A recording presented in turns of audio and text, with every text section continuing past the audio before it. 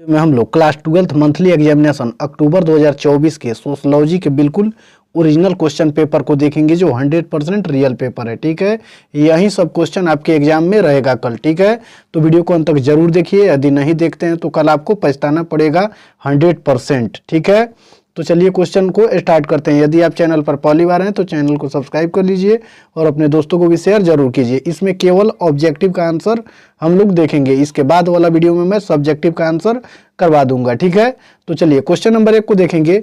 देखिए ये बिल्कुल रियल पेपर है, यहाँ देख रहे हैं बिल्कुल कोई एडिटिंग है ही नहीं, बिल्कुल रियल पेपर है। तो 1 नंबर क्वेश्चन का आंसर देखेंगे कि लिंग क्या है। 1 नंबर क्वेश्चन में पूछा है लिंग क्या है। ऑप्शन नंबर ए में दिया हुआ है एक जैविकीय अवधारणा, बी में है एक सामाजिक अवधारणा, सी में है एक सामाजिक सांस्कृतिक अवधारणा और डी में एक राजनीतिक अवधारणा। तो 1 नंबर का right answer option number B होगा, एक सामाजिक अवधारणा। ऑप्शन नंबर बी हो जाएगा। चलिए 2 नंबर क्वेश्चन को देखेंगे। निम्न में से किसका निर्धारण जन्म से होता है। तो ऑप्शन नंबर ए लिंग, बी में यौन, सी में वर्ग और डी में पारिश्रमिक। तो इसका राइट आंसर हो जाएगा ऑप्शन नंबर सी वर्ग का। ठीक है, यानी किसका निर्धारण जन्म से होता है तो वर्ग, यानी क्लास का जो निर्धारण होता है वो जन्म से होता है। चलिए फिर आगे वाला क्वेश्चन हम लोग देखेंगे। नंबर क्वेश्चन को देखेंगे, समेकित बाल विकास योजना को किस वर्ष लागू किया गया। ऑप्शन नंबर ए में है 1973, बी में 1974, सी में 1975 और डी में 1977। तो 3 का right answer option number C हो जाएगा 1975 में। इस समेकित बाल विकास योजना को 1975 में लागू किया गया। चलिए फिर आगे वाला क्वेश्चन हम लोग देखेंगे। 4 नंबर क्वेश्चन में दिया हुआ है कि पंचायती राज व्यवस्था का उद्घाटन किस वर्ष हुआ। ऑप्शन नंबर ए में है 1956, बी में है 1957, सी में 1958 और डी में 1959। तो 4 का right answer option number D हो जाएगा 1959 ईस्वी में। ठीक है, चलिए फिर आगे वाला क्वेश्चन हम लोग देखेंगे। 5 नंबर क्वेश्चन में है प्रधानमंत्री रोजगार योजना की पात्रता के लिए उम्र सीमा क्या है। तो ऑप्शन नंबर ए में है 18 से 35 वर्ष, फिर बी में 18 से 25 वर्ष, सी में 18 से 32 वर्ष और 18 से 40 वर्ष। तो 5 का राइट आंसर ऑप्शन नंबर ए हो जाएगा 18 से 35 वर्ष। सर हम बता रहे हैं 100% सही है, आप कहीं से भी इस आंसर को चेक कर सकते हैं। ठीक है, बिल्कुल 100% करेक्ट आंसर आपको मिलेगा। फिर 6 नंबर क्वेश्चन को देखेंगे। प्रधानमंत्री रोजगार योजना का आरंभ किस वर्ष हुआ। तो ऑप्शन नंबर ए में है 1992, बी में 1993, सी में 1994 और डी में 1995। तो 6 नंबर का right answer option number B हो जाएगा 1993। चलिए फिर आगे वाला क्वेश्चन हम लोग देखेंगे। देखिए 7 नंबर क्वेश्चन में दिया हुआ है कि निम्नलिखित में से कौन सा लोकतांत्रिक विकेंद्रीकरण से जुड़े हैं। निम्नलिखित में से कौन लोकतांत्रिक विकेंद्रीकरण से जुड़े हैं। Option number A Balwant Rai Mehta, B Jayaprakash Narayan, C में है जवाहरलाल नेहरू और डी में जीवी राव। तो इसका राइट आंसर हो जाएगा 7 का option number A Balwant Rai Mehta. जो बलवंत राय मेहता हैं वो लोकतांत्रिक विकेंद्रीकरण से जुड़े हुए हैं। चलिए फिर आगे वाला क्वेश्चन हम लोग देखेंगे 8 नंबर में। देखिए 8 नंबर क्वेश्चन में दिया हुआ है कि निम्नलिखित में से कौन सा पक्ष प्रजनन स्वास्थ्य के कल्याण से जुड़ा हुआ है। तो ऑप्शन नंबर ए में दिया हुआ है शारीरिक, बी में सामाजिक, सी में भावनात्मक और डी में इनमें से सभी। तो 8 का right answer option number D हो जाएगा इनमें से सभी। चलिए 9 नंबर क्वेश्चन को हम लोग देखेंगे। किन्हों ने कहा कि धर्म जनता के लिए अफीम है। ऑप्शन नंबर ए में दिया हुआ है स्पेंसर, बी में मार्क्स, सी में बेवर और डी में गुम्पलोविच। तो इसका राइट आंसर हो जाएगा ऑप्शन नंबर बी मार्क्स ने। मार्क्स ने कहा कि धर्म जनता के लिए अफीम है। 10 नंबर क्वेश्चन में धर्म की उत्पत्ति का सामाजिक सिद्धांत किन्होंने प्रतिपादित किया है। तो ऑप्शन नंबर ए में है टायलर, बी में मैक्सिमुलर, सी में मैलिनोवस्की और डी में दुर्खिम। ठीक है, तो 10 का राइट आंसर हो जाएगा ऑप्शन नंबर डी दुर्खिम। चलिए फिर 11 नंबर क्वेश्चन को हम लोग देखेंगे। इसमें दिया हुआ है कि किन्होंने बताया कि धर्म आध्यात्मिक शक्ति में विश्वास है। किन्होंने बताया कि धर्म आध्यात्मिक शक्ति में विश्वास है। तो ऑप्शन नंबर ए में है होवेल, बी में टायलर, सी में क्रोबर और डी में मजूमदार एवं मदन। ठीक है, तो 11 का राइट आंसर हो जाएगा ऑप्शन नंबर बी टायलर ने। टायलर ने ही कहा कि धर्म आध्यात्मिक शक्ति में विश्वास है। ठीक है, चलिए फिर 12 नंबर क्वेश्चन को देखेंगे। भारत में परिवार नियोजन कार्यक्रम की शुरुआत किस वर्ष हुई। ऑप्शन नंबर ए में है 1949, बी में 1950, सी में 1951 और डी में 1952। तो इसका राइट आंसर हो जाएगा 12 नंबर क्वेश्चन का ऑप्शन नंबर डी, ठीक है, 1952। चलिए 13 नंबर क्वेश्चन को हम लोग देखेंगे। भारत में जनसंख्या की तीव्र वृद्धि का कारण क्या है? तो ऑप्शन नंबर ए में दिया हुआ है स्वास्थ्य सुविधाओं में वृद्धि, बी में दिया हुआ है बेहतर जीवन स्तर, और सी में मातृ मृत्यु दर में कमी, और डी इनमें से सभी।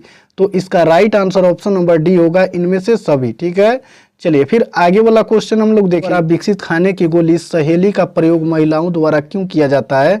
तो इसका right answer option number D हो जाएगा, गर्भ निरोध के लिए, ठीक है। 15 नंबर क्वेश्चन में भारत में लड़के एवं लड़की के विवाह का वैधानिक उम्र क्या है? तो 15 का राइट आंसर होगा ऑप्शन नंबर सी, ठीक है। चलिए फिर 16 नंबर क्वेश्चन को हम लोग देखेंगे।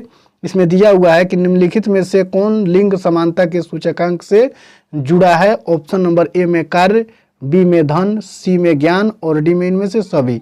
तो इसका राइट आंसर हो जाएगा ऑप्शन नंबर डी, इनमें से सभी। चलिए फिर 17 नंबर क्वेश्चन को हम लोग देखेंगे।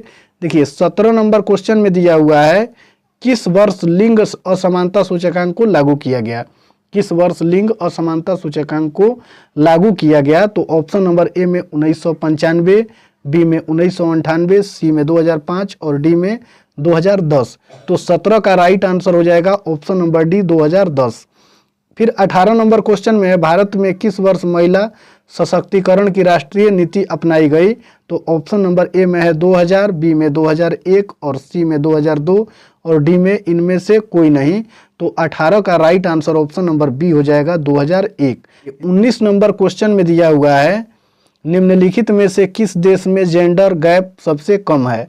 निम्नलिखित में से किस देश में जेंडर गैप सबसे कम है? तो option number A America, B number में दिया है आइसलैंड, सी में नॉर्वे और डी में दिया हुआ है स्वीडन। तो 19 का right answer option number B हो जाएगा, आइसलैंड। यानी आइसलैंड में जेंडर गैप सबसे कम है। चलिए 20 नंबर क्वेश्चन को देखो। निम्न में से किस प्रकार अधिकार प्राप्त है? ऑप्शन नंबर ए शिक्षा का अधिकार, बी पोषण का अधिकार, सी में दिया हुआ है विकास का अधिकार और डी में इनमें से सभी। तो 20 का राइट आंसर होगा ऑप्शन नंबर डी, इनमें से सभी। नंबर क्वेश्चन में दिया हुआ है कि एक धार्मिक संगठन जो अपने समाज के अधिकांश मूल्यों एवं क्रियाकलापों को स्वीकार करता है तथा जो सामाजिक रूप से स्वीकृत होता है उसे कहते हैं। तो इसका राइट आंसर हो जाएगा 21 का ऑप्शन नंबर ए संप्रदाय। 22 नंबर क्वेश्चन को देखेंगे। एक शासकीय अथवा राज्य पोषित धर्म को कहते हैं। तो इसका राइट आंसर हो जाएगा ऑप्शन नंबर सी नागरिक धर्म। 23 नंबर क्वेश्चन में निम्नलिखित में से कौन अनुष्ठान का उदाहरण है? ऑप्शन नंबर ए में है प्रार्थना, बी में है हवन, सी में उपवास और डी में इनमें से सभी। तो 23 का right answer option number D हो जाएगा, इनमें से सभी।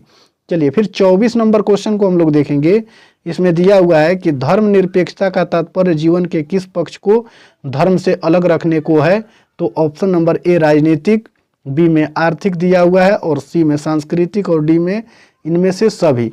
तो 24 का राइट आंसर ऑप्शन नंबर ए होगा राजनीतिक।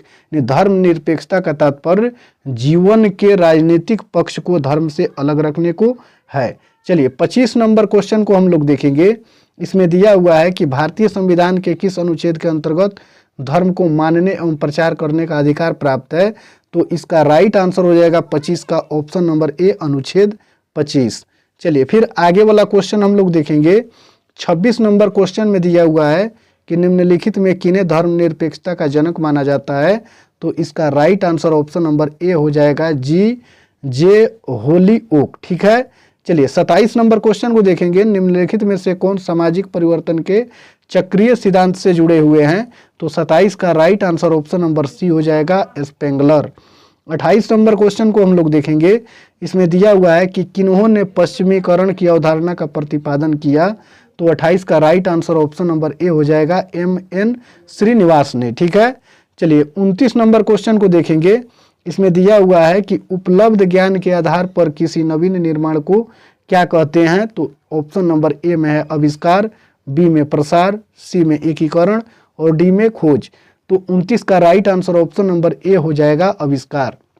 यानी उपलब्ध ज्ञान के आधार पर नवीन निर्माण को आविष्कार कहा जाता है। चलिए लास्ट क्वेश्चन को देखेंगे। 30 नंबर क्वेश्चन में दिया हुआ है कि लिंग असमानता को दूर करने के लिए समान पारिश्रमिक अधिनियम किस वर्ष पारित किया गया? तो 30 का right answer option number C हो जाएगा 1976।